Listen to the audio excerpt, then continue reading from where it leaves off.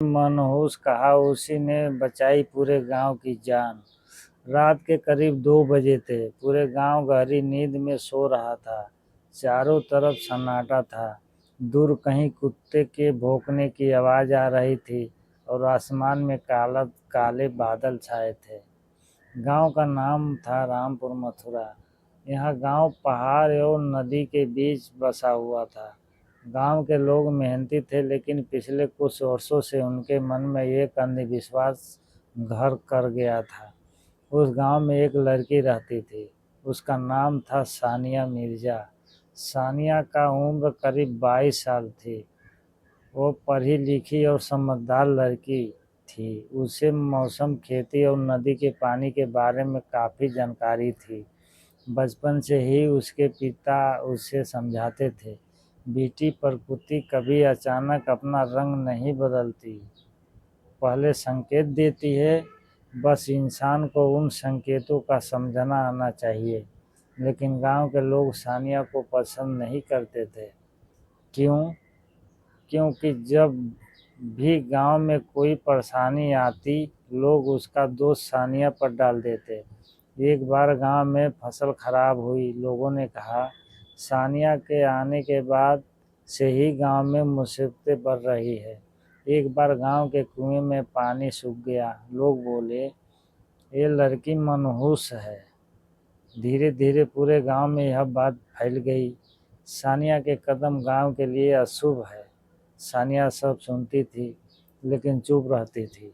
उसका माँ अक्सर उसके कहती, बेटी, लोग की बातें का बुरा मत मानना। सानिया मुस्कुराकर कहती, अम्मा, अगर मुझे पता है कि मैं गलत नहीं हूँ, लोग की बातों में मुझे डर नहीं लगता।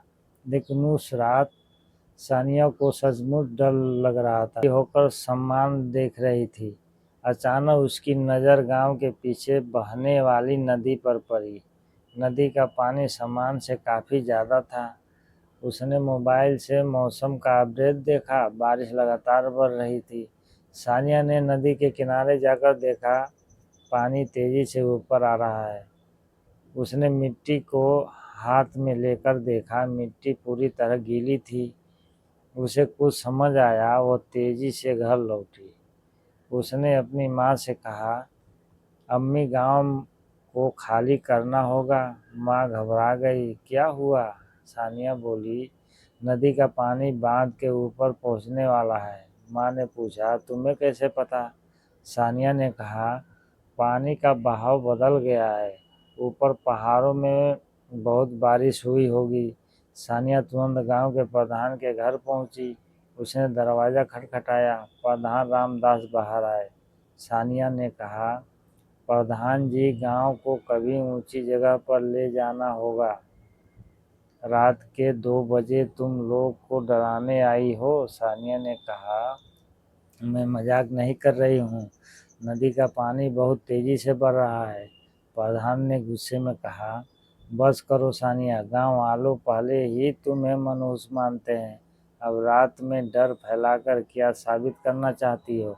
सानिया को आंखें नम हो गई। प्रधान जी, आप मुझे मनहूस कहिए, लेकिन गांव वालों को मत मरने दीजिए। प्रधान ने दरवाज़ा बंद कर लिया। सानिया बाहर खड़ी रह गई।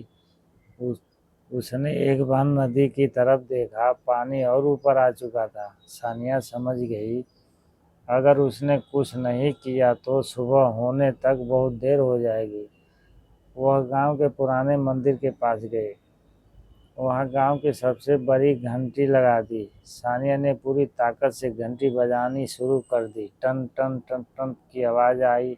पूरे गांव में आवाज़ गूंजने लगी। लोग अपने घरों से बाहर निकलने लगे। किसी ने पूछा, रात में घंटी कौन बजा रहा है? किसी ने कहा, सानिया होगी। कुछ लोग गुस्से में उसके पास पहुंचे। प्रधान भी वहां आ गए। प्रधान चिल्लाए, सानिया, तुमने गांव में अफरा तफरी क्यों मचा रखी है? सानिया ने नदी की तरफ इशारा किया। पानी देखिए। लोग ने नदी की तरफ देखा। पानी सामान से कई गुना ज़्यादा था। लेकिन कुछ लोग फिर भी बोले, कुछ नहीं होगा। तभी दूर से जोरदार धमाके की आवाज़ आई, धड़ाम से। जब लोग डर गए, नदी का एक हिस्सा किनारे से टूट चुका था। पानी तेजी से गांव की तरफ बहने लगा।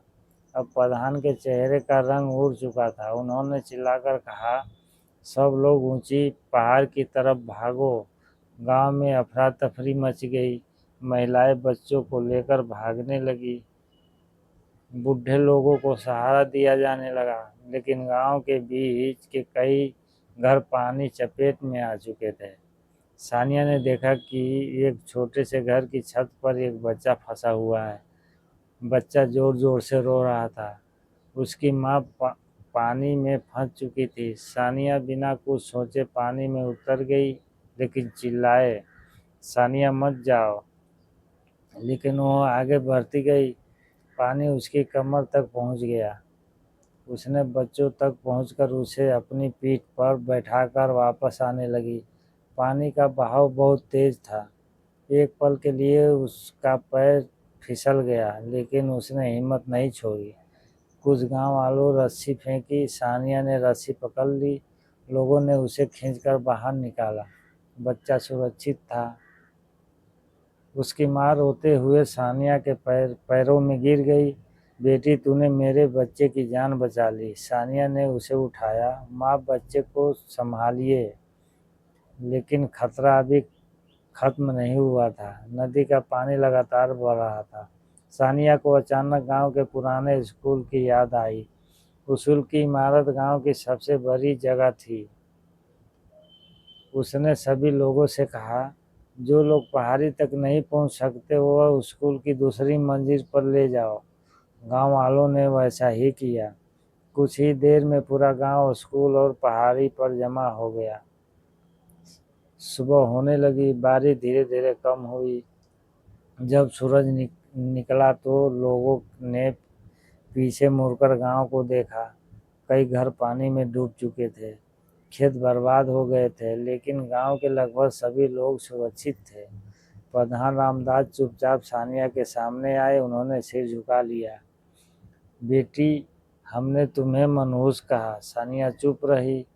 प्रधान की आंखों में आंसू थे। लेकिन आज अगर तुम मंदिर की घंटी नहीं बजाती तो शायद हमारा पूरा गांव खत्म हो जाता। गांव के बुजुर्ग भी उसके पास आए। एक बुजुर्ग ने कहा, हमने अंधविश्वास में आकर तुम्हें बहुत दुख दिया, हमें माफ कर दो।